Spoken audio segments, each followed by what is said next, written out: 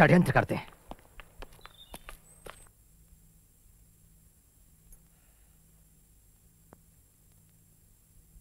Mister prime minister और साथियों, मुझे बड़े दुख के साथ ये घोषणा करनी पड़ रही है कि हम सांप्रदायिकता के प्रश्न पर आपसी बातचीत के द्वारा किसी निर्णय पर पहुंचने में असफल रहे हैं। ये असफलता कमेटी के गठन में ही छिपी थी, जिसके सदस्य सरकार के प्रतिनिधि तो हैं, मगर जनता के प्रतिनिधि नहीं हैं। जहां तक कांग्रेस का सवाल है, वो सारे हिंदुस्तान का प्रतिनिधित्व करती है, जिसमें अछूत भी शामिल है। और मिस्टर चेयरमैन सर, मुझे इस बात में जरा सा भी शक नहीं है कि अपने समुदाय का पूरी तरह से प्रतिनिधित्व मैं करता हूं, पर महात्मा जी का दावा है कि कांग्रेस मुझसे ज्यादा अछूतों का प्रतिनिधित्व करती है। मैं इतना ही कहूंगा कि यह उन तमाम झूठे बयानों में से एक है जो गैर जिम्मेदार लोग अक्सर देते रहते हैं।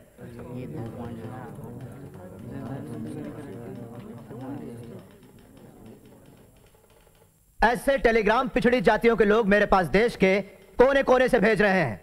उनका कांग्रेस के आंदोलन पर बिल्कुल भरोसा नहीं है और वे कांग्रेस कार्यकर्ताओं के काम के तरीके का विरोध करते हैं। मैं एक और बात बताना चाहता हूं मिस्टर प्राइम मिनिस्टर, कि अछूत वर्ग हिंदुस्तान में सत्ता परिवर्तन के लिए शोर नहीं मचा रहा है, लेकिन अगर यह हस्तांतरण होता है तो सत्ता सिर्फ कुछ लोगों के हाथों में, विशिष्ट वर्गों में या किसी खास दल के कब्जे में नहीं होनी चाहिए। उस सत्ता में सारे समुदायों की सही साझेदारी होनी चाहिए।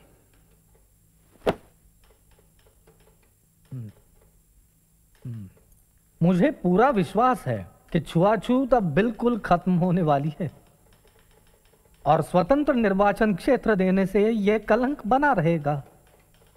मैं हिंदुस्तान के एक कोने से दूसरे कोने तक जाकर यह समझाना चाहूंगा अछूतों को कि छुआछूत हटाने का यह तरीका नहीं है। मेरे लिए तो छुआछूत जिंदा रहने से बेहतर है हिंदू धर्म की मौत। मैं बड़ी इज्जत करता हूं डॉक्टर अंबेडकर की, पर ऐसा लगता है कि जिस भयानक अन्याय की चक्की में वे पिस चुके हैं और संभवतः जिन कटु अनुभवों से वे गुजरे हैं, उनके कारण वे गुमराह हो गए हैं। डॉक्टर अंबेडकर का यह दावा कि वे समस्त अछूतों की वकालत करते हैं बिल्कुल उचित नहीं है। मैं ये विनयता से कहता हूं कि मैं प्रतिनिधित्व करता हूं हिंदुस्तान के समस्त अछूतों का।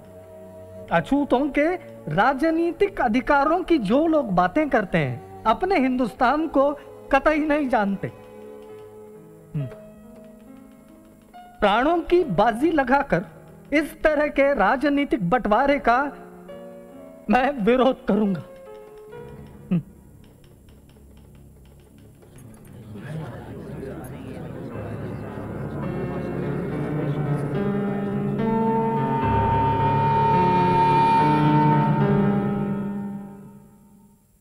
ये सरकार जातियों के आपसी मतभेदों को संविधान बनाने के काम में रुकावट नहीं डालने देगी। इसलिए जातियों के आपसी मतभेदों को आप कभी भी ज्यादा अहमियत ना दें। आप लोग, आप में से हर एक, इस कमेटी का हर एक सदस्य जातिगत सवाल को हल करने के लिए अपने हाथों दरखास्त लिखकर क्या मुझे भेजेगा और क्या मेरे फैसले को मानेगा। Thank you.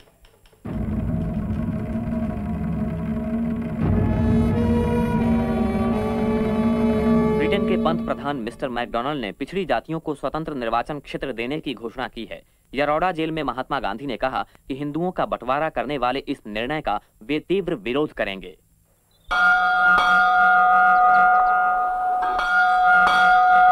इसलिए हमने यह हमारा दायित्व समझा कि अल्पसंख्यकों के अधिकारों की रक्षा करने के लिए उन्हें उचित अनुपात में विधानमंडल का प्रतिनिधित्व दिया जाए। अतः मेरा विचार है मिस्टर गांधी कि आपको मेरा उत्तर यही होना चाहिए कि सरकार का निर्णय अचल है, और गंभीरता से स्वयं अपने आप से ये प्रश्न करें कि आपने जो कदम उठाने का विचार किया है, क्या वो वास्तव में उचित है। आपका परम शुभचिंतक रैमसे मैकडोनाल्ड।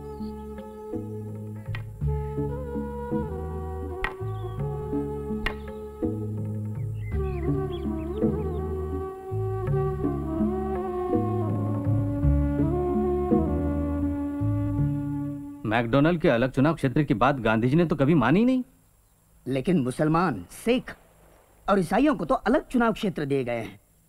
वो उसका विरोध क्यों नहीं करते? सिर्फ हमें ही परे रखने की कोशिश क्यों कर रहे हैं वो? महात्मा जी के तरीकों की गहराई को समझना हम सामान्य जनों के बस में कहा। लेकिन महात्मा भी कोई अमर व्यक्ति नहीं है, ना ही कांग्रेस।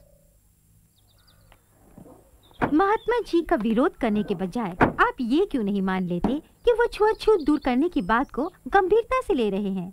बहुत सारे महात्मा हिंदुस्तान में आए जिनका उद्देश्य छुआछूत दूर करना तो था, लेकिन कोई भी सफल नहीं हुआ। महात्मा आए और महात्मा चले गए, लेकिन अछूत फिर भी अछूत ही रह गए। अंबेडकर, अंबेडकर, अंबेडकर, अंबेडकर, बापूजी को बचाओ, महात्मा गांधी जिंदाबाद, महात्मा गांधी जिंदाबाद, डॉक्टर अंबेडकर, बापूजी को बचाओ, डॉक्टर अंबेडकर, बापूजी को बचाओ, अंबेडकर। आप लोग मुझे शांति से रहने क्यों नहीं देते? बहुत काम करना है मुझे। वहाँ गांधी जी खतरे में है और ये यहाँ शांति से जीना चाहते हैं। आप जाकर क्यों नहीं मिलते महात्मा जी से पूना में? आखिर क्यों? मैं जो चाहता हूँ मैंने बता दिया। मुझे काम करने दीजिए। कल सुबह मुझे कोर्ट जाना है एक केस के लिए। क्या पैसा कमाना तुम्हारे लिए गांधी जी की जिंदगी से ज्यादा जरूरी है? मैडम पेरीन और मिस्टर ठक्कर, आप नहीं जानते आप क्या कर रहे हैं। आपके नेताओं को रोजी रोटी की कोई चिंता नहीं होती होगी। अगर मैं काम नहीं करूं तो खाओ क्या, मेरा परिवार भूखों मरेगा। मुझे अकेला छोड़ दीजिए। डॉक्टर अंबेडकर, दुनिया भर से हमें तार मिल रहे हैं जिनमें गांधी जी की जिंदगी बचाने की प्रार्थना की गई है। महात्मा जी को बचाना ही चाहिए, लेकिन हमारे हकों के सामने आप गांधी जी की जिंदगी का प्रश्न आखिर क्यों खड़ा कर रहे हैं? आप चाहे तो मुझे फांसी दे दीजिए, लेकिन अपने लोगों के हकों की बलि नहीं चढ़ाऊंगा सिर्फ गांधी जी की जिंदगी बचाने के लिए। आप गांधी जी से विनती करें कि वो अपना उपोषण एक हफ्ता विलंबित करें और फिर हल ढूंढिए इस समस्या का। गांधी जी के पास लोगों से बात मनवा लेने के अपने तरीके हैं, हमें भी अपनी इच्छा शक्ति दिखानी होगी। उपवास शुरू करके उन्होंने तो हमें खलनायक ही बना दिया। कौन है? बहनी, आपको तो बुखार था, आपको नहीं आना चाहिए था। उन्होंने अपना खाना बिना छुए ही भेज दिया। मुझे पता है वो बीमार थे इंग्लैंड में। बैठो। क्यों अपने आप को मारने पर तुली हुई हो? और भी बहुत सी परेशानियां हैं मुझे। खाएंगे नहीं? रमा, करीब 12 बजने को है, उपवास अब शुरू होगा।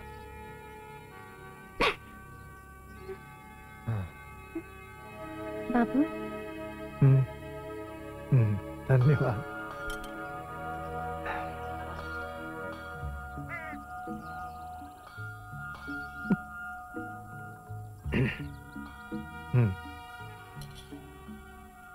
वल्लभ भाई, मेरी ईश्वर के साथ लड़ाई शुरू होती है। आपके आराम करने से पहले बाबू, पत्रकार आपसे मिलना चाहते हैं।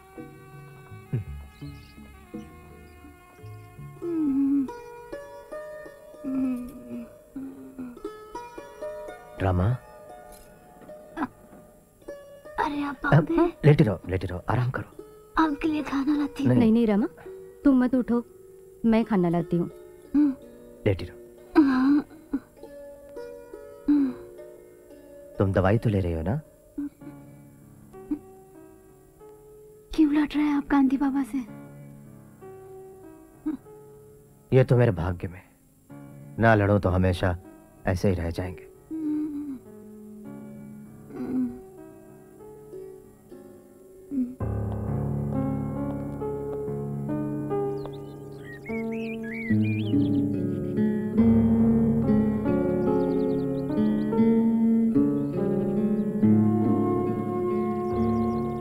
पैनल, कोई आपत्ति नहीं, लेकिन मैं डॉक्टर अंबेडकर से पहले मिलना चाहूंगा।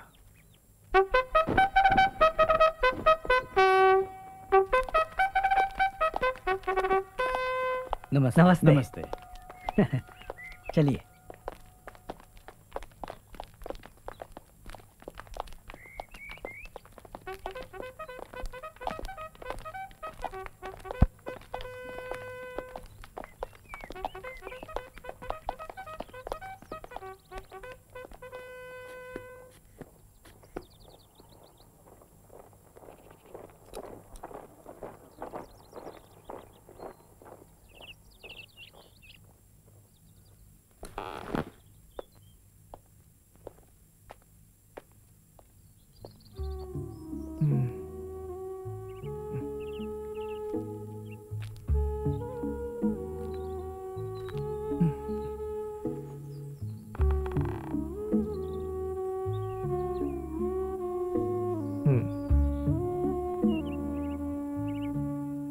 गांधी जी, आप बड़ी नाइंसाफी कर रहे हैं हमारे साथ। यह तो मेरी मजबूरी है।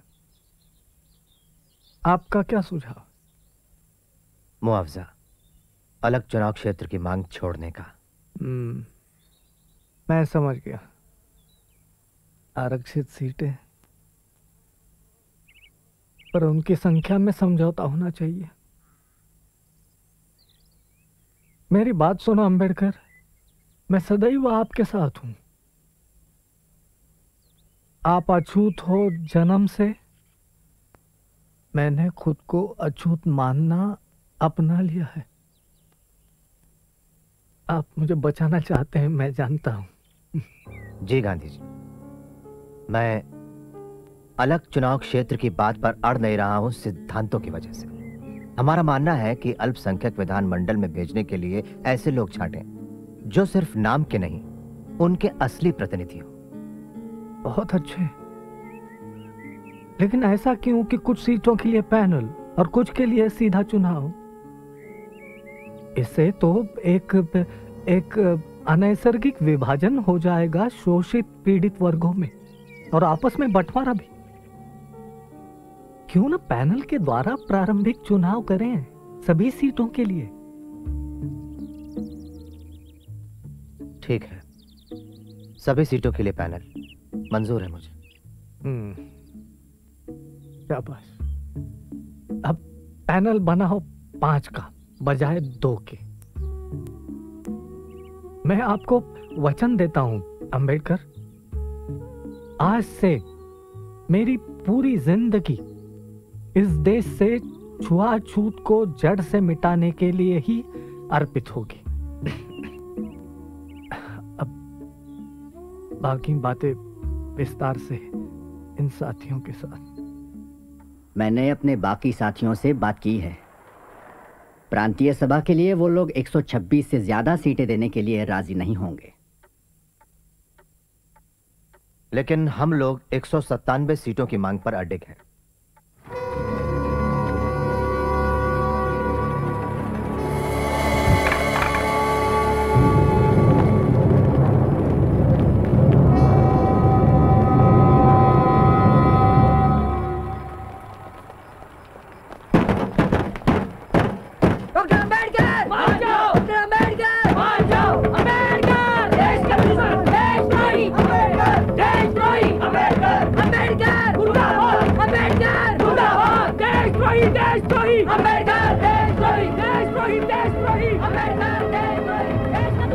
हमें धमकी भरे पत्र मिल रहे हैं डॉक्टर साहब। इस तरह जान खतरे में डालना ठीक नहीं है।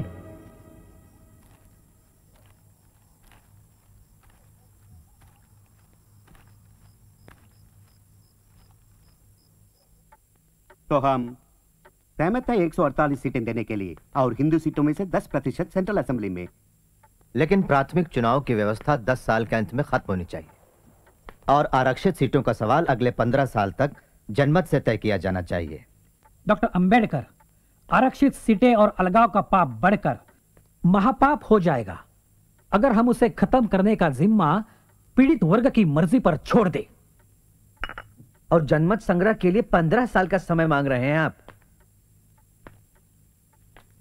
मैं ये बिल्कुल नहीं मानता कि अगले 20 सालों में छुआछूत की प्रथा नहीं रहेगी, लेकिन जब सवर्णों को डेमोक्रेस की तलवार का सामना करना पड़ेगा, तभी उनका अछूतों के प्रति अमानवीय व्यवहार बदल पाएगा। डॉक्टर अंबेडकर, आप समझते क्यों नहीं? गांधी जी की जिंदगी खतरे में है। तो क्या हुआ? तो क्या हुआ? माफ कीजिए। कोई बात नहीं, मैं किसी को साफ करने के लिए कह दूंगा। देवदास, बापूजी कैसे हैं? डॉक्टर ने कहा हालत गंभीर है, उनका ब्लड प्रेशर कम हो रहा है। उन्हें सांस लेने में तकलीफ हो रही है, वे बहुत कमजोर हो गए हैं। आपने सुना देवदास क्या कह रहा है? डॉक्टर अंबेडकर, मान जाइए, मान जाइए, जनमत की बात को ना उठाइए, मान जाइए।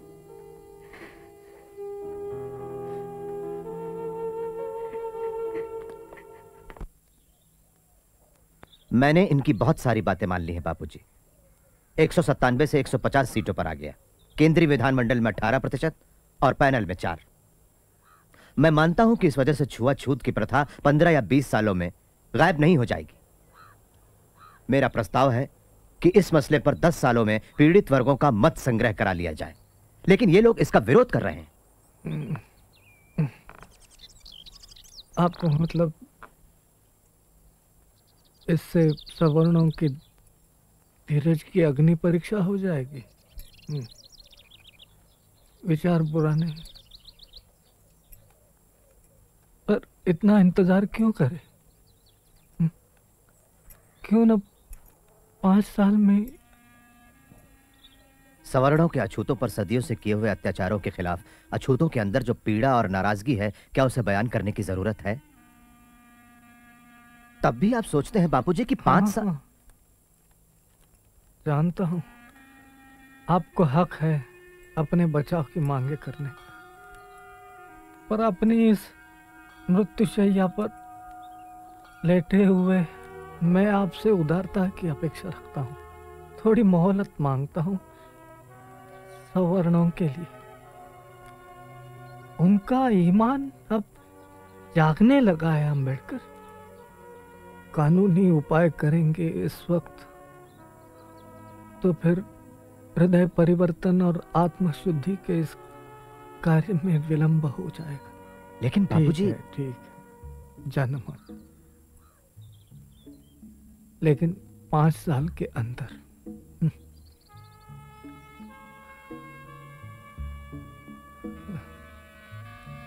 5 साल या मेरी जिंदगी।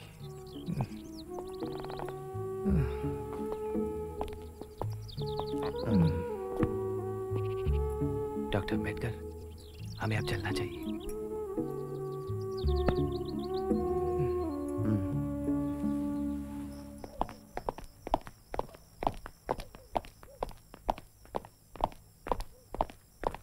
मिस्टर गांधी और डॉक्टर अंबेडकर के बीच लंबे समय से चला आ रहा आमना सामना आज आखिर पूना करार के रूप में खत्म हो गया।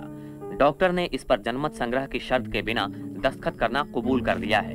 इस समझौते पे डॉक्टर अंबेडकर और पंडित मालवीय दस्तखत करेंगे। इससे गांधी जी का दीर्घ कुपोषण भी समाप्त हो जाएगा। मां फलेषु कदाचन मां कर्म फल हेतुर्भु माते संगोस्त्वकर्मणि।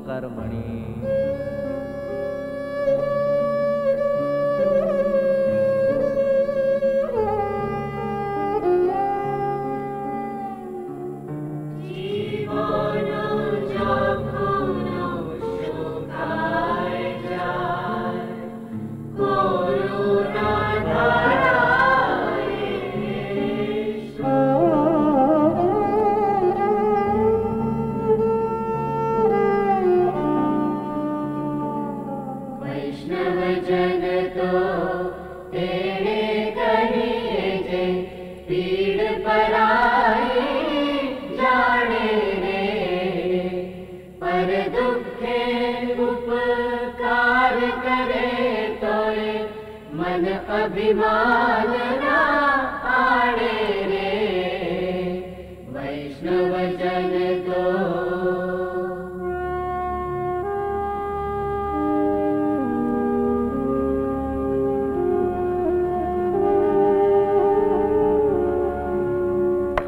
डॉक्टर अंबेडकर, एक बार फिर लोगों के मन में आप गुस्से की वजह बन गए।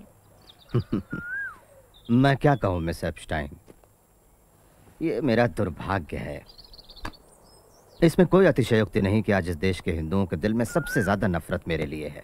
मुझे देशद्रोही करार दिया गया, नाशक ठहराया गया हिंदुत्व का, इस देश का सबसे बड़ा दुश्मन करार दिया गया। लेकिन जब ये धुआं हट जाएगा और जब इतिहासकार निष्पक्ष होकर मेरी जिंदगी का वापस लेखा जोखा करेंगे, तब उन्हें जाकर मेरी देशभक्ति का एहसास होगा। ऐसा अगर नहीं हुआ तो? नहीं हुआ तो मैं परवाह नहीं करता। मैं जानता हूं कि पीड़ित वर्गों का मेरे काम में असीम विश्वास है। ये पक्का है कि मैं उनके दिल में हमेशा बसा रहूंगा। डॉक्टर अंबेडकर, मैं आपका और आपके साथियों का समर्थन चाहता हूं सुब्बरायन और अय्यंगार मंदिर प्रवेश के बिल पर।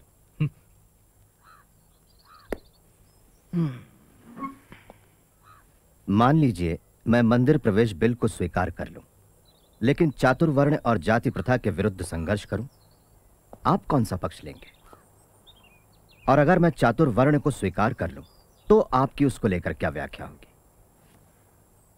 ब्राह्मण, क्षत्रिय, वैश्य और शूद्र, या इसका उल्टा, सबसे ऊपर शूद्र?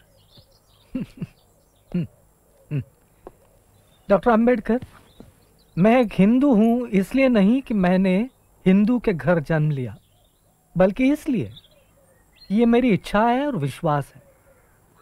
कोई ऊंच नीच नहीं है, छोटा बड़ा नहीं है हिंदू धर्म में जिसका मैं आचरण करता हूं। लेकिन अगर आपका झगड़ा वर्ण व्यवस्था से है, तो फिर मैं नहीं हूं आपके पक्ष में, क्योंकि मेरी यह दृढ़ आस्था है कि वर्णाश्रम हिंदू धर्म का एक महत्वपूर्ण हिस्सा है। तब मैं भी आपके पक्ष में नहीं हूं। बापू, हमारी मुक्ति राजनीतिक सत्ता पाने पर होगी, ना कि तीर्थ यात्रा या फिर उपवास करने से। इजाजत चाहूंगा।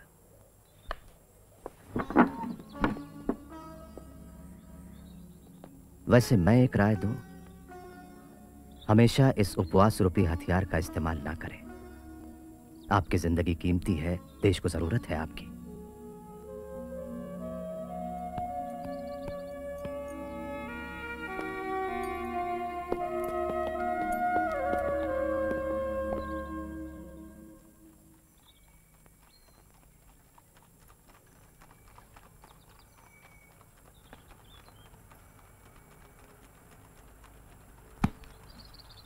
मैं जानती हूँ आपको किताबों से लगाव है, लेकिन ये तो हद है।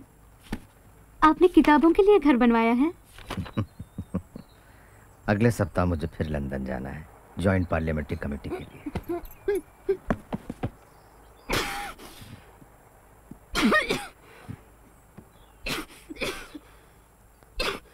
रमा, यहाँ बैठो।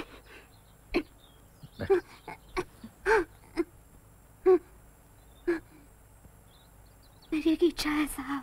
हाँ रमा, अगली बार मैं इलाज के लिए तुम्हें अमेरिका ले चलूंगा। नहीं, यही ठीक होगा। अमेरिका और इंग्लैंड नहीं, पंढरपुर। मैं पंढरपुर के विठोबा के सामने सिर नवाना चाहती हूँ।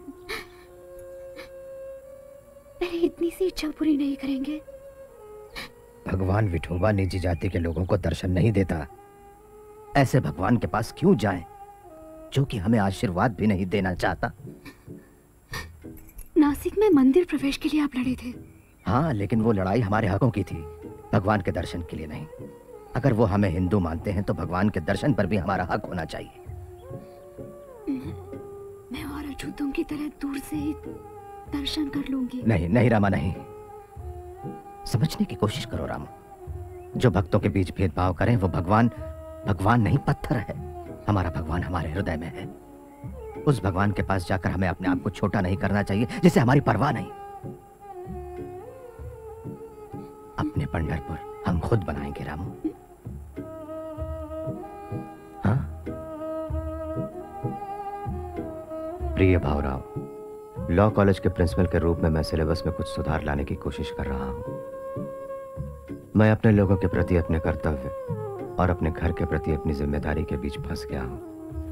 मुझे रमा की सेहत की चिंता है। पिछले कई दिनों से उसकी हालत बिगड़ती जा रही है।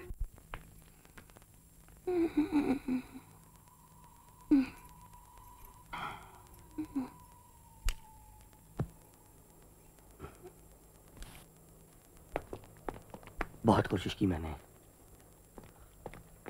रमा, पी लो इसे, अच्छी हो जाओगी। नहीं, जल्दी से अच्छे हो जाओ। मैं तुम्हें अच्छे से अच्छा डॉक्टर को दिखाऊं। जरूरत नहीं। मैंने तुम्हें हमेशा दुख दिया है रमा। खुश हूँ। मैं शांति से मरूंगी। मैं मरने से नहीं डरती। मैंने कई मृत्यु देखे। मेरी माँ, पिता, आपके माता पिता, चाचा, आपके भाई,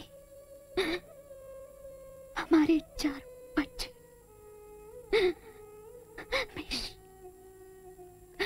गंगाधर, हिंदू, राजरत्ना, इन सबको मरते देखा है मैंने। साहब, बारिश हो रही है।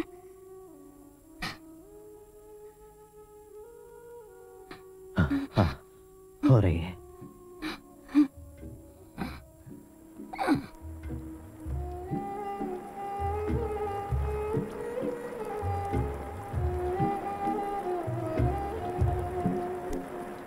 बोलो मत, थक जाओगे।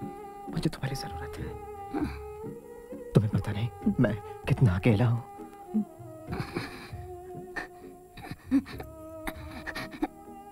निराश मत होना, लड़ते रहना। अपना यशवंत।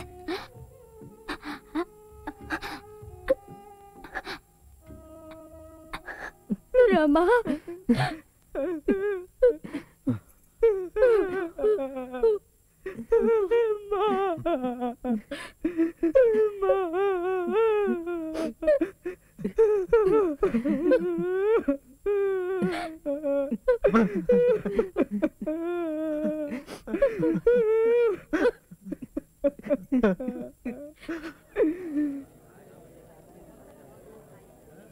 बाबा साहब,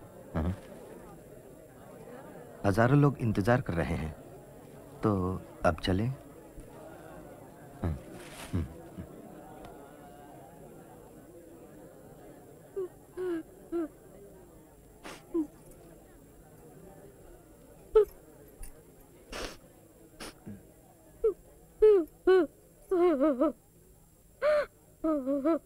उसकी आखिरी इच्छा सफेद साड़ी पहनने की थी।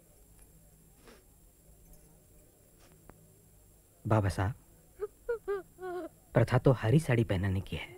हाँ,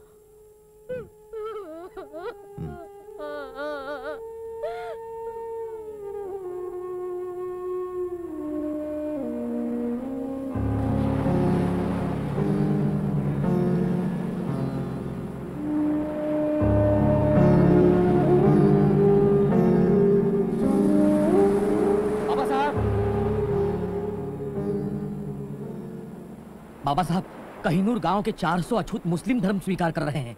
उन्हें रोकिए। मैं एक जरूरी घोषणा करने जा रहा हूं योला परिषद में।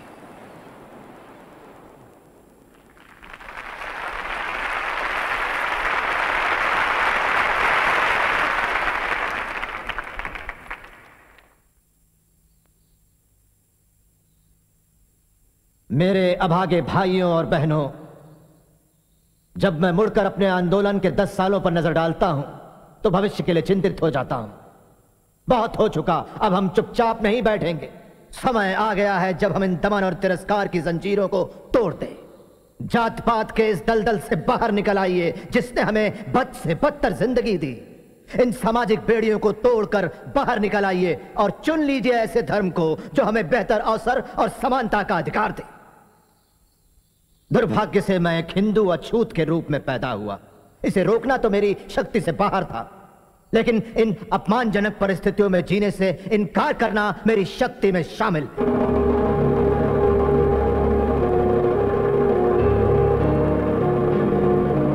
हालांकि मैं हिंदू पैदा हुआ हूं, लेकिन मैं भरोसा दिलाता हूं आपको कि एक हिंदू के रूप में हरगिज नहीं मरूंगा।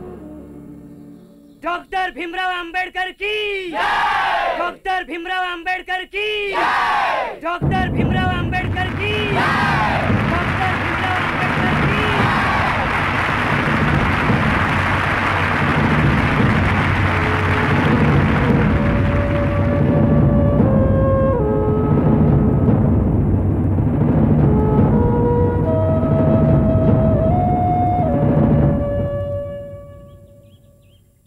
यह फैसला दुर्भाग्यपूर्ण है। धर्म यानी कोई घर या कपड़ा नहीं है कि कोई जब चाहे बदल ले। यह हरेक के व्यक्तित्व का एक अविभाज्य हिस्सा है, अपने शरीर से भी ज्यादा। डॉक्टर अंबेडकर की कड़वाहट ने उनकी दृष्टि को धुंधला कर दिया। करोड़ों अशिक्षित हरिजन उनकी बात नहीं सुनेंगे। उनका जीवन भले के लिए या बुरे के लिए जुड़ा हुआ है सवर्णों के साथ।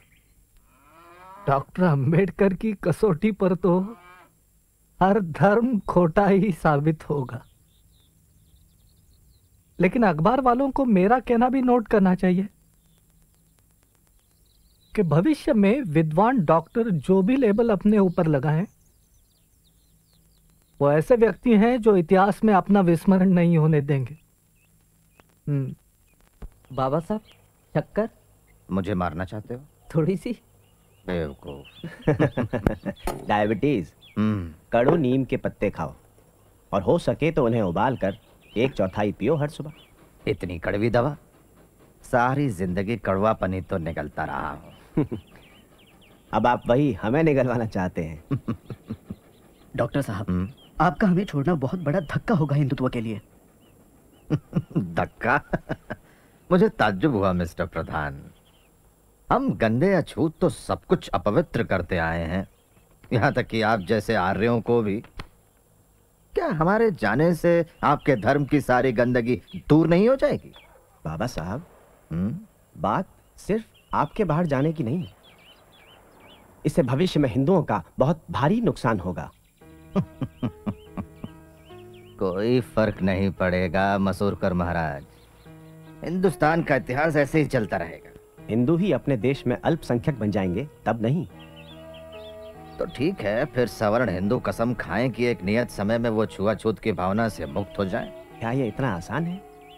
समस्या की गंभीरता को समझिए, इसमें समय लगेगा। हिंदुओं के हृदय परिवर्तन के लिए मैं 5 साल इंतजार कर सकता हूं। गारंटी क्या है? मैं कैसे यकीन करूं? मैं जानता हूं आपकी नीयत अच्छी है। आप किसी महार को शंकराचार्य क्यों नहीं बना देते 1 साल के लिए और हजारों ब्राह्मणों को उनके चरण छूने दीजिए। मेरा नाम ड्रेशर है, मैं आगरीपाड़ा मिशन से हूँ। मैं आपको अमेरिका से आए डॉक्टर हेनरी क्रेन से मिलवाना चाहती हूँ। Hello doctor crane. हेलो। ये आपके धर्म परिवर्तन आंदोलन का जायजा लेने आए हैं। और मिस्टर गांधी से वर्धा में पहले मिल चुके हैं। हाँ डॉक्टर अंबेडकर, इस मामले में मैं बहुत से लोगों से मिला हूँ और मुझे पूरा यकीन है कि सिर्फ ईसाई धर्म के पास ही आपके सारे सवालों का जवाब है। अगर आप ईसाई धर्म अपनाते हैं तो सारे ईसाई देश आपके सामाजिक, राजनैतिक और आर्थिक स्तर को उठाने में मदद करेंगे। और मैं सोचती हूँ किसी भी हिंदुस्तानी को इसमें कोई ऐतराज नहीं होगा। डॉक्टर अंबेडकर, जैसा कि बाइबल में लिखा है कि धरती के उत्तराधिकारी गरीब ही होंगे। वैसे आप कौन सी बाइबल पढ़ती हैं miss Dresher? The holy Bible of course. बिल्कुल सही, पर कौन सा एडिशन? आधुनिक संस्करण, किंग जेम्स संस्करण, या उसके भी पहले एलिजाबेथ के जमाने की?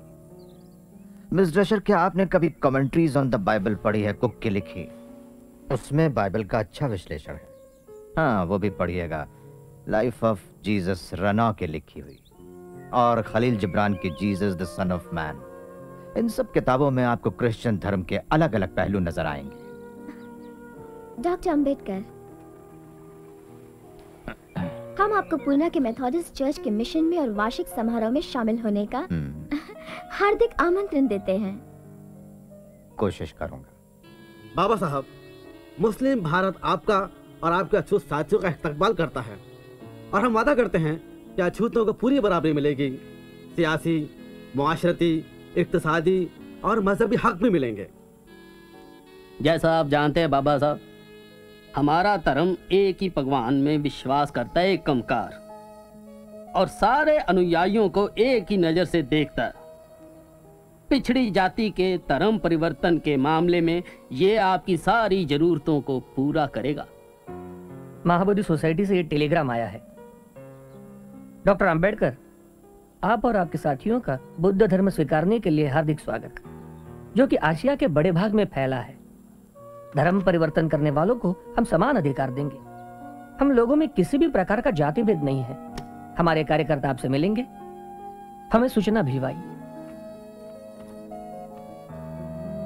लगता है कांग्रेस और सरदार आपको इस चुनाव में बर्बाद करने पर तुले हैं।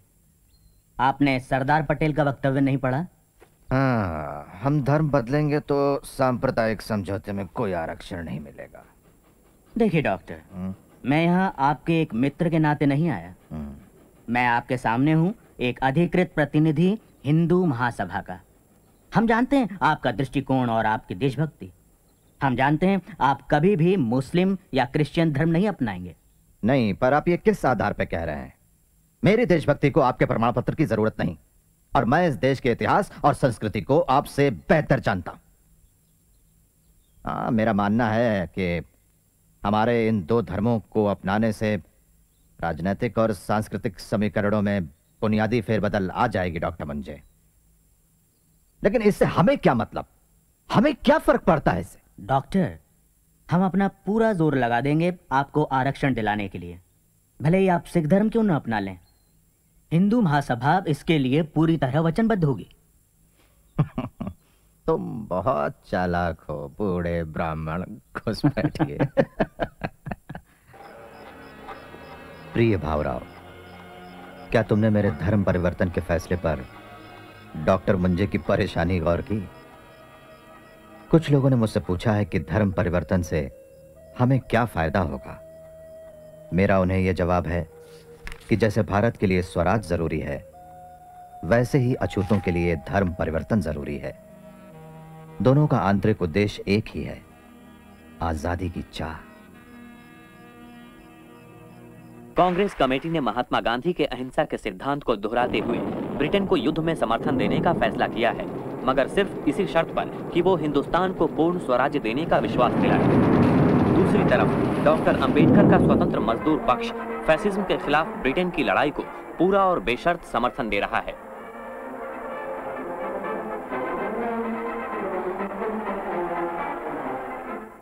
मेरा यकीन है कि नाजीवाद मानव सभ्यता के भविष्य के लिए खतरा है।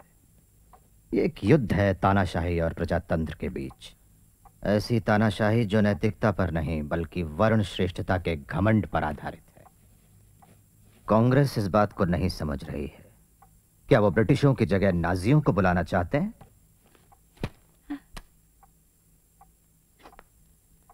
आप ठीक तो है ना मिस एप्स्टाइन? जैसा कि आप जानते हैं, मैं जू हूँ, जर्मनी की रहने वाली। मेरा परिवार अब भी वहां है। उनकी कोई खबर नहीं, वो कहीं छुपे हुए हों।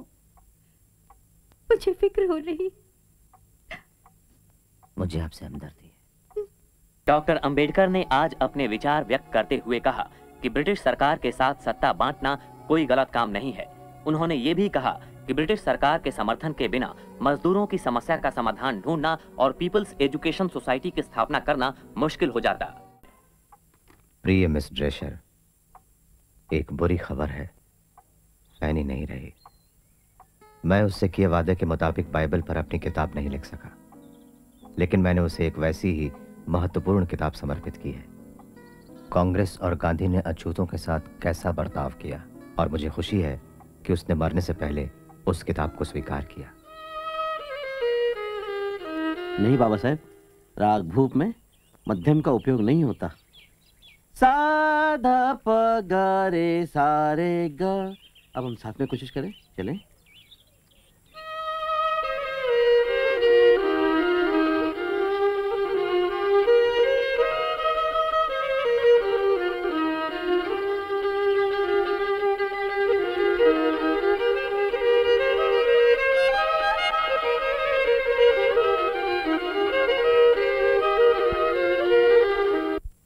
राष्ट्रपति महोदय, ये संविधान सभा गंभीरतापूर्वक और दृढ़ निश्चय के साथ हिंदुस्तान को स्वतंत्र गणराज्य और सर्वसत्ता संपन्न घोषित करती है और भविष्य में इसके प्रशासन के लिए संविधान तैयार करने की घोषणा करती है। संक्षेप में मेरे संशोधन का सुझाव है कि इस प्रस्ताव को पास करने का इरादा थोड़े समय के लिए टाल दिया जाए ताकि मुस्लिम लीग और हिंदुस्तानी रियासतें भी, अगर वो चाहे तो, इस सभागृह की कार्यवाही में हिस्सा ले सके। अब मैं डॉक्टर अंबेडकर से अपने विचार रखने का आग्रह करता हूं।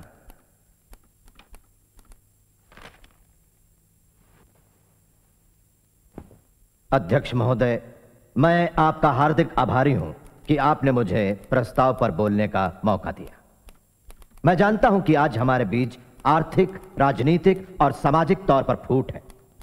हम में काफी वैचारिक संघर्ष भी है, और मैं तो यहां तक कहूंगा कि मैं खुद भी ऐसे ही एक वर्ग का नेता हूं।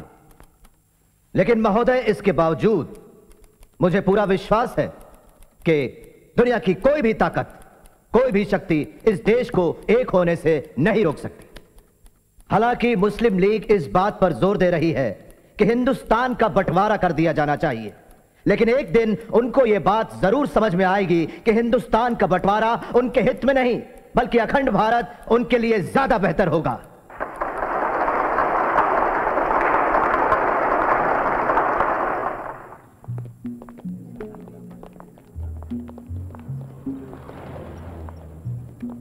तो मिस्टर जिन्ना, पाकिस्तान के मसले पर आपकी राय नहीं बदली। देखिए डॉक्टर आम्बेडकर, आपकी किताब थॉट्स ऑन पाकिस्तान में आपने खुद लिखा है कि हिंदू सोचते हैं कि पाकिस्तान मुसलमानों का ख्वाब है, लेकिन मुसलमान जानते हैं कि पाकिस्तान एक हकीकत है।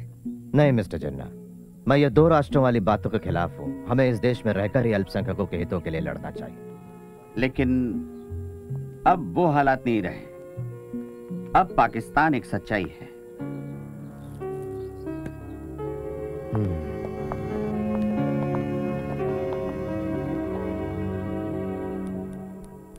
छुआछूत किसी भी रूप में हो, खत्म कर दी गई है। इस कानून के पालन में असमर्थता दिखाना अपराध माना जाएगा। महात्मा गांधी की जय, महात्मा गांधी की जय, महात्मा गांधी की जय, महात्मा गांधी की जय, महात्मा गांधी की जय।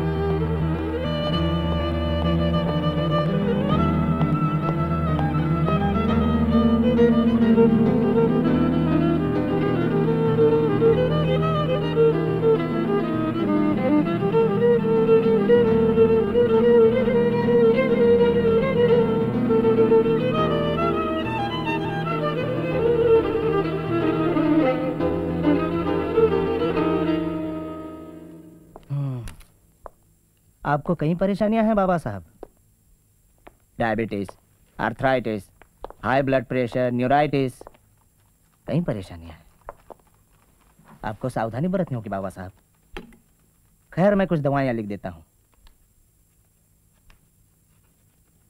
ओह, मेरी कलीग से मिलिए, डॉक्टर शारदा कबीर। नमस्ते। यह आपको पथ्य और बाकी बातें समझा देंगे। डॉक्टर, एक्सक्यूज मी, मुझे कुछ मरीजों को देखना है, मैं अभी आया। जी। आपको इंसुलिन का इंजेक्शन हर रोज लेना होगा। संतुलित खाना और कसरत भी उतनी ही जरूरी है। ये तो बहुत मुश्किल है। सब मुमकिन है, अगर आप लंबी उम्र जीना चाहें तो। आपके लोगों को, देश को आपकी जरूरत है। अगर आप चाहें तो मैं आपके घर आकर आपकी पत्नी को सब समझा दूंगी। मेरी पत्नी को गुजरे 12 साल हो गए हैं doctor Kabir. I am sorry, पर कोई तो होगा घर में जो आपकी देखभाल करता हो। नहीं, कोई नहीं। संजोग की बात है कि मिस्टर जयकर ने संविधान सभा से इस्तीफा दे दिया है। बॉम्बे लेजिस्लेटिव कांग्रेस पार्टी चाहती है आप सीट संभालें। आप स्वीकार करेंगे? 20 साल जहर उगलने के बाद कांग्रेस मुझे संविधान सभा का भार सौंपना चाहती है। क्या आपके लोग मुझे चैन से काम करने देंगे? देश आज बहुत ही कठिन परिस्थिति में से गुजर रहा है, उसे आपकी जरूरत है। सारे लोग, यहाँ तक कि सभी राजनीतिक पार्टियां भी नए भारत के निर्माण में सहयोग देंगी। मिस्टर पाटिल, क्या आपने मिस्टर गांधी से राय ली? हाँ, बापू को कोई ऐतराज नहीं। जवाहर ने भी हाँ कह दी और राजेंद्र प्रसाद भी आपके लिए उत्सुक हैं। बहुत खुशी हुई है जानकर। चलिए, आपने भी महसूस किया कि राष्ट्रवादी रहा जा सकता है कांग्रेस में ना रहते हुए भी। आप मंत्रियों की लिस्ट से खुश नहीं हैं बापू? नमस्ते जी। नमस्ते। कानून मंत्री कौन होगा जवाहर? और संविधान की जिम्मेदारी? संविधान के लिए हम दुनिया भर के विशेषज्ञों की राय ले रहे हैं। दुनिया भर के? मेरे ख्याल में स्वतंत्र भारत का संविधान एक शोषित को लिखना चाहिए। डॉक्टर अंबेडकर के बारे में क्या ख्याल है?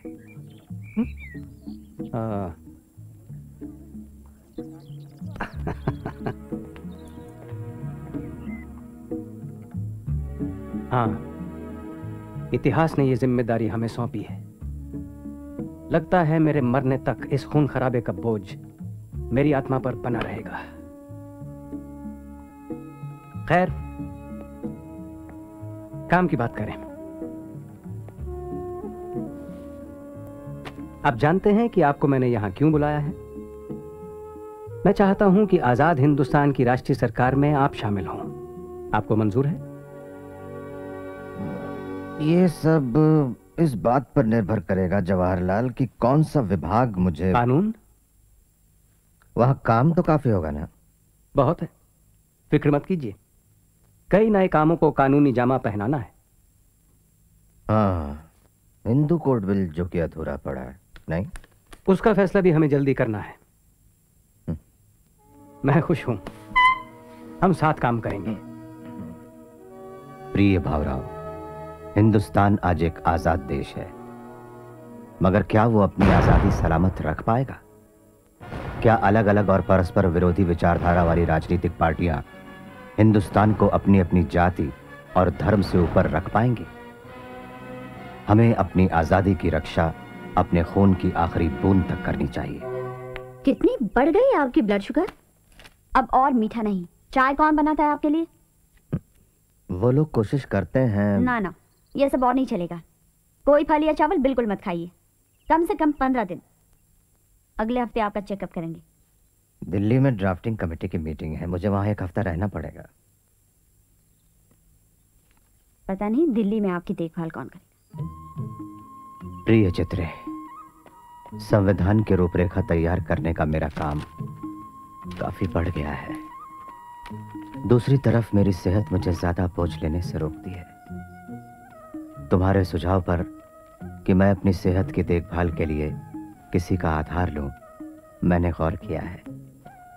मैंने डॉक्टर शारदा कबीर से शादी करने का फैसला किया है। बाबा साहब, बापूजी को किसी ने गोली मार दी जब वो प्रार्थना के लिए जा रहे थे।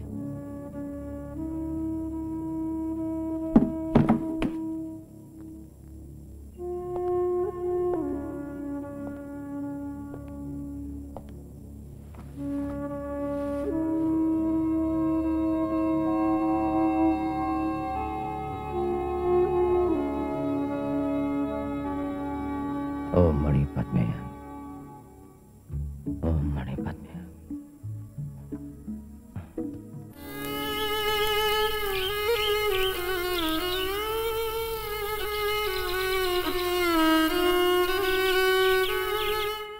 डॉक्टर अंबेडकर, पहले आप दस्तखत कीजिए, उसके बाद मैडम करेंगी।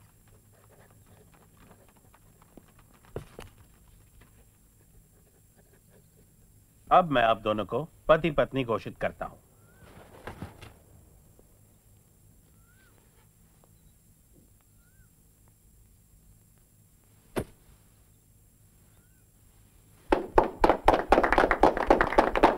अभिनंदन डॉक्टर।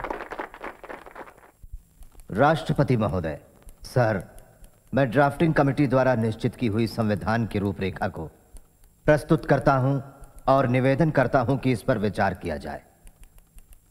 राष्ट्रपति महोदय सर, मैं इस सदन में उपस्थित उन लोगों में से एक हूं जो जानते हैं कि इस संविधान का मसौदा तैयार करने में डॉक्टर अंबेडकर ने कितनी मेहनत और लगन खर्च की है।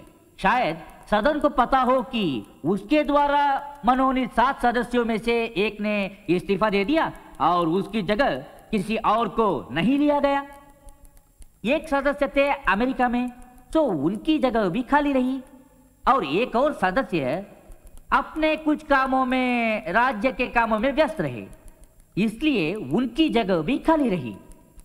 एक या 2 सदस्य दिल्ली के बाहर थे और शायद सेहत की वजह से शामिल न हो सके। इसलिए आखिर में हुआ यूं कि मसौदा तैयार करने का सारा भार आ पड़ा डॉक्टर अंबेडकर पर, और मुझे कोई शक नहीं कि हम सब उनके अनुग्रहित हैं। मुझे जो भी श्रेय दिया जा रहा है वो मेरे अकेले का नहीं है। इसका कुछ हिस्सा जाता है सर BN राव को, जो कि हमारी इस सभा के संवैधानिक सलाहकार हैं, जिन्होंने ड्राफ्टिंग कमेटी के विचार करने के लिए संविधान का कच्चा मसौदा तैयार किया। इस श्रेय का कुछ हिस्सा उस ड्राफ्टिंग कमेटी के सदस्यों को भी जाना चाहिए।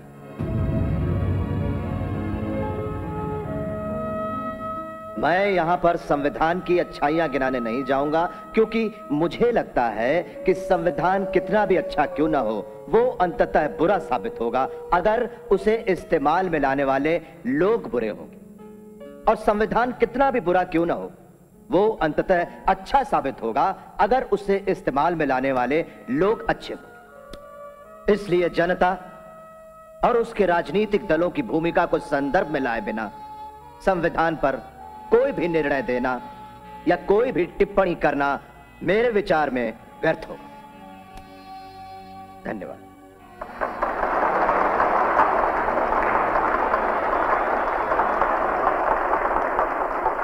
यहाँ आसन पर बैठे हुए और प्रतिदिन की कार्रवाई को देखते हुए मुझे ये प्रतीत हुआ, जो शायद किसी और को न हुआ हो, कि कितने उत्साह और लगन के साथ संविधान समिति के सदस्यों ने और खास तौर से उनके चेयरमैन डॉक्टर अंबेडकर ने अपनी खराब सेहत के बावजूद ये काम पूरा किया।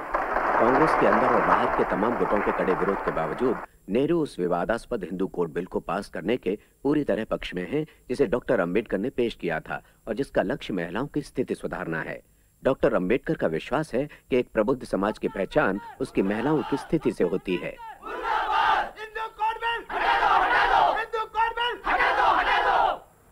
हिंदू कोड बिल अपमान है हिंदू धर्म शास्त्र का।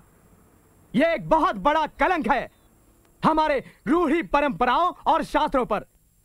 डॉक्टर अंबेडकर क्या जाने हिंदू धर्म शास्त्र? क्या उन्हें संस्कृत का ज्ञान है? क्या उन्होंने वेद पढ़े हैं? प्रतिशोध के लिए वे हमारे हिंदू धर्म शास्त्र को कानून के धक्के से नष्ट कर देना चाहते हैं। क्या हम एक अछूत को हमारे पवित्र शास्त्र को छूने का अधिकार दे सकते हैं? बताइए आप लोग। नहीं, कभी नहीं। हम खून बहा देंगे। एक गवार, ग्लेच और अछूत उन नियमों का भंग कर रहा है जो सदियों पहले भगवान श्री कृष्ण, भगवान मनु, भगवद गीता और उपनिषदों ने तय किए थे। छुओ मत हिंदू लॉज, छुओ मत हिंदू लॉज। अंबेडकर जिंदाबाद, अंबेडकर जिंदाबाद। प्रिय भावराव, हर तरफ से हिंदू कोड बिल का तीव्र विरोध हो रहा है। और हाँ, बुद्ध की मूर्ति जो माडीगेलकर सिद्धार्थ कॉलेज के लिए बना रहे हैं, वो अब लगभग पूरी हो चुकी है, और साथ ही बौद्ध धर्म अपनाने का मेरा निश्चय भी। मैं बचपन से ही बौद्ध धर्म से प्रभावित रहा हूं। जब मैंने दादा केडुस्कर लिखित बुद्ध चरित्र पढ़ा था, जो एक प्रसिद्ध लेखक और पिताजी के मित्र भी थे। उन्होंने यह किताब मुझे भेंट दी थी। जीवन भर मेरे प्रेरणा स्रोत रहे हैं संत कबीर, महात्मा ज्योतिबा फुले और भगवान बुद्ध। बौद्ध धर्म अकेला धर्म है जो 3 सिद्धांतों की शिक्षा देता है: प्रज्ञा, करुणा और समता। बौद्ध धर्म ही विश्व में शोषण का समाधान है। लोग आज किसी तरह बौद्ध धर्म को साम्यवाद के साथ जोड़ने की कोशिश करते हैं, मगर साम्यवाद का आधार जबरदस्ती है और बौद्ध धर्म का अहिंसा।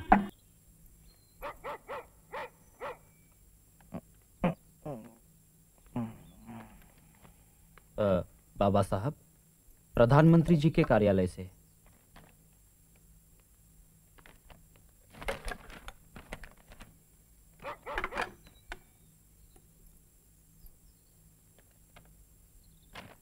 पढ़ो इसे। आप तो जानते हैं कि हिंदू कोड बिल का काफी विरोध हो रहा है सदन के भीतर और बाहर भी।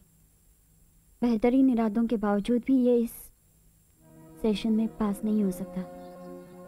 मैं आपकी नाउम्मीदी समझ सकता हूँ। यहाँ तक कि शादी और तलाक वाले हिस्से भी आखिरकार टाल देने पड़े। मैं दुर्भाग्यपूर्ण निर्णय है ये। रत्तू, चलो डिक्टेशन लो। काफी समय से मैं मंत्री पद से इस्तीफा देने की सोच रहा था। सिर्फ हिंदू कोड बिल को अमल में लाने की आशा ने ही मुझे यह निर्णय लेने से रोक रखा था। लेकिन इस बिल की मृत्यु के साथ जब विवाह और तलाक वाला हिस्सा भी खत्म कर दिया, तो मुझे सदन का सदस्य बने रहने में कोई भी औचित्य नहीं दिखता। हिंदू कोड बिल इस देश में समाज सुधार के लिए उठाया गया सबसे महत्वपूर्ण कदम था। हिंदू समाज के वर्गों के बीच और स्त्री पुरुषों के बीच जो असमानता है, उसे बरकरार रखकर आर्थिक सुधारों के लिए कानून पास करना हमारे संविधान का मजाक उड़ाने जैसा है और गोबर के ढेर पर महल खड़ा करने जैसा है।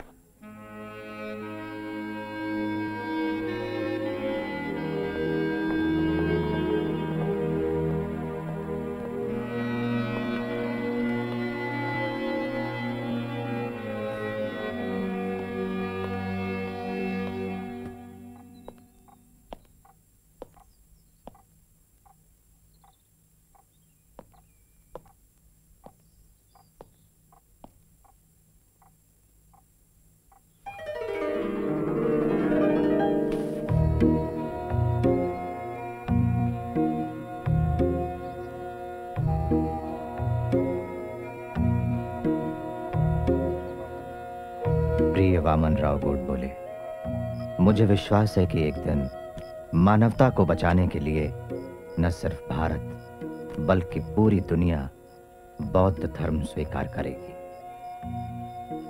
तय हुआ है कि हम लोग 14 अक्टूबर 1956 को नागपुर में दीक्षा लेंगे। हाँ, मैंने गांधी जी को वचन दिया था कि समय आने पर मैं देश के हित में रास्ता चुनूंगा और मैं बौद्ध धर्म स्वीकार करके देश को एक महान भेंट दे रहा हूं। ये धर्म भारतीय संस्कृति का अटूट हिस्सा है। लेकिन तब आप अछूतों के लिए मिले हुए आरक्षण और सुविधाओं से वंचित नहीं हो जाएंगे? क्या ब्राह्मण इन आरक्षणों के बदले में अछूत होने के लिए तैयार हैं? हिंदू धर्म क्यों छोड़ रहे हैं आप? आप अपने बाप दादाओं से क्यों नहीं पूछते ये सवाल? हमारी कोशिश अपने मूलभूत मानवाधिकार और आत्मसम्मान पाने की है। पर बुद्ध धर्म में क्यों? क्योंकि बुद्ध का धर्म नैतिकता और आचार नियमों पर आधारित है। इसमें कोई जाति प्रथा नहीं। क्योंकि हिंदू धर्म का सामाजिक उपदेश ही असमानता है, जबकि बुद्ध धर्म का उपदेश समानता है। क्योंकि बुद्ध के उपदेश आधुनिक, बुद्धिसंगत और सदा समकालीन है, कोई कट्टरपन नहीं। वो चाहते हैं कि आपका सोचना और जीना विवेकपूर्ण हो। बुद्ध के अलावा दुनिया के सारे धर्म संस्थापकों ने अपने आप को मसीहा कहा। सिर्फ बुद्ध ही हमेशा मार्गदर्शक बनकर रहे।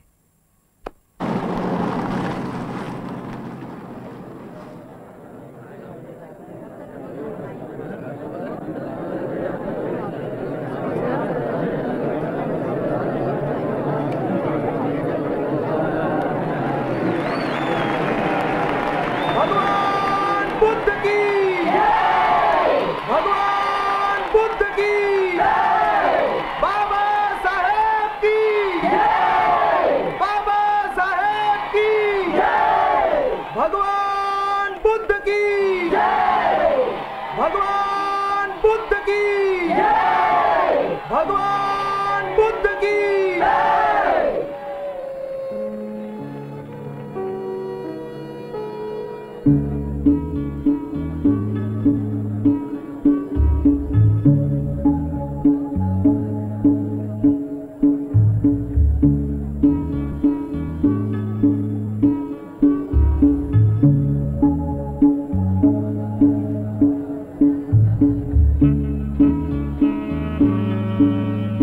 बाबा साहेब अम्बेडकर करे पुकार, बुद्ध धर्म का करो स्वीकार। बाबा साहेब अम्बेडकर करे पुकार, बुद्ध धर्म का करो स्वीकार।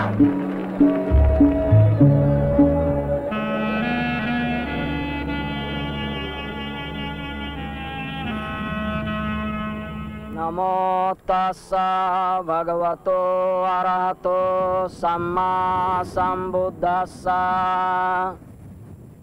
नमो तस्सा भगवतो अरहतो सम्मा संबुद्धस्सा। नमो तस्सा भगवतो अरहतो सम्मा संबुद्धस्सा। बुद्धं शरणं गच्छामि, धम्मं शरणं गच्छामि, संघं शरणं गच्छामि। अनातिपाता वेरमणि सिक्खापदं समादयामि। अदिन्नादाना वेरमणि सिक्खापदं समादयामि। कामेषु मिच्छाचारा वेरमणि सिक्खापदं समादयामि। मूसावादा वेरमणि सिक्खापदं समादयामि। सुरामेरय मज्जपमादठाना वेरमणि सिक्खापदं समादयामि। साधु साधु साधु। मेरे प्यारे भाइयों और बहनों, मैंने हिंदू धर्म का त्याग कर दिया है और मैं महान बुद्ध और उनके धम्म को गले लगा रहा हूं, जो ज्ञान, समानता, सदाचार और करुणा पर आधारित है। सुनो मेरे भाइयों और बहनों, मैं अब हिंदू नहीं हूं और अछूत भी नहीं हूं। मैं एक मुक्त मानव, एक आजाद इंसान जो इस हानिकारक समाज व्यवस्था का गुलाम नहीं। और इसलिए मेरे भाइयों और बहनों, मैं ये प्रतिज्ञा करता हूं कि मैं अपना शेष जीवन धम्म का प्रचार करने और बुद्ध के प्रकाश को फैलाने में लगाऊंगा। और अब मेरे भाइयों और बहनों, जो बुद्ध द्वारा दिखाए गए प्रकाश की तरफ मेरे साथ अनुसरण करना चाहें, वो खड़े होकर शरण त्रय दोहराएं और मेरे साथ शपथ लें।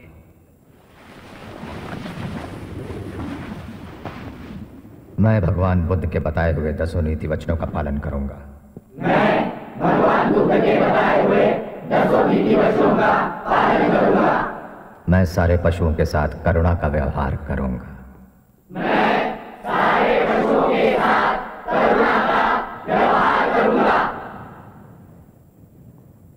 मैं सारे मनुष्यों को एक समान समझूंगा।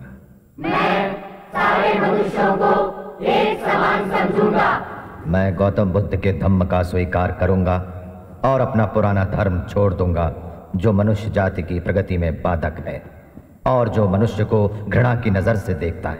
मैं गौतम बुद्ध के धम्म का स्वीकार करूंगा और अपना पुराना धर्म छोड़ दूंगा, जो मनुष्य जाति की प्रगति में बाधक है और जो मनुष्य को घृणा की नजर से देखता है। इसके साथ मेरा नया जन्म होगा। इसके साथ मेरा नया जन्म होगा। मैं ना तो हिंदू देवताओं की पूजा करूंगा और ना ही हिंदू कर्मकांडों का पालन। मैं ना तो हिंदू देवताओं की पूजा करूंगा और ना ही हिंदू कर्मकांडों का पालन। आज के बाद जो 3 सिद्धांत बुद्ध ने बताए हैं, प्रज्ञा, सन्मार्ग और करुणा, जीवन भर मेरे कर्मों को दिशा देते रहेंगे। आज के बाद जो 3 सिद्धांत बुद्ध ने बताए हैं, प्रज्ञा, जीवन भर मेरे कर्मों को दिशा देते रहेंगे। बुद्धं शरणं गच्छामि, धम्मं शरणं गच्छामि, संघं शरणं गच्छामि।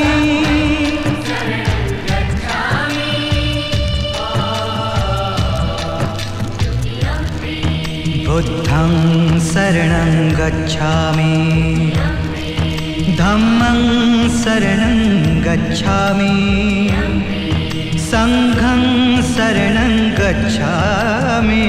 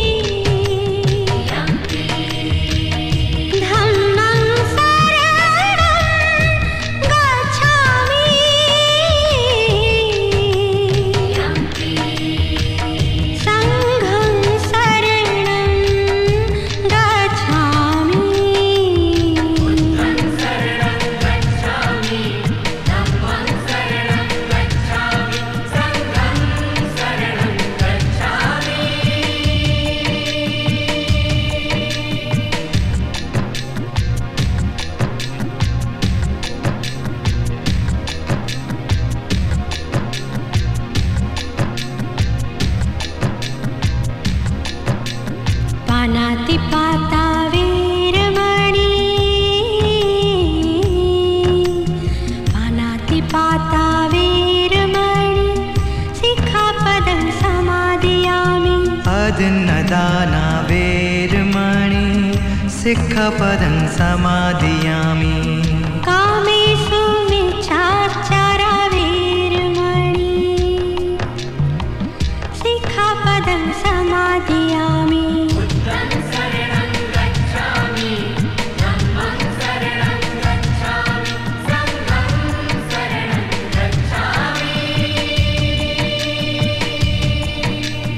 मुसावादा वीरमणि,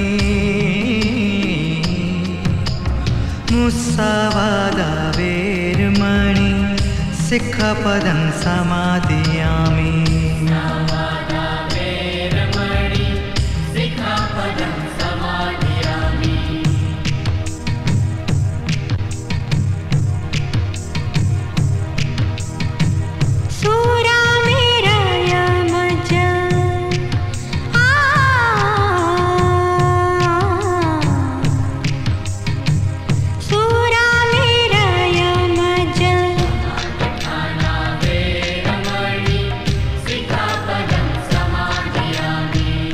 बुद्धं शरणं गच्छामि, धम्मं शरणं गच्छामि, संघं शरणं गच्छामि।